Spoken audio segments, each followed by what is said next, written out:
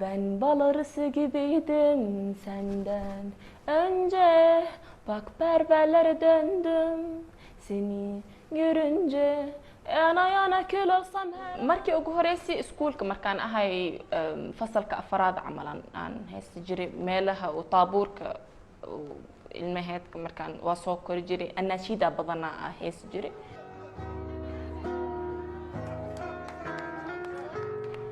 magacaygu waa Leyla Cumar Shariif waxaan ku dhashtay Yemen gaar ahaan Taciz waxaan ku koray Sanca. markii igu horeysay oo Yemen joogay Carabiyaan ku haysi jiray because Soomaali markaas ma garanayn wax yaraan garanay asla ma garanayn wax badan. then markii dagaalka dhacay Yemen uu soo guurnay Hargeysa Soomaaliga halkaan aan ku bartay. then waxaan bilaabay inaan isku dayo inaan Soomaaliga ku hayso iyo Englishka halkaan aan ku bartay. then muqdisho markaan aaday waan isku dayay jiray labadoodba Englishka iyo Soomaaliga inaan si fiican isku xoojisiyo oo ku hayso. and then Turkish Macaarif School aan galay my high school dan afarteeda sano halkaas aan ku sii dhameeyay. Turkish halkaas aan ku bartay so halkaas aan ku sii heejisi jiray stage-kii waxaas. Isbaaniyolkana waxaan ku baranay Duolingo app oo la dhahayo.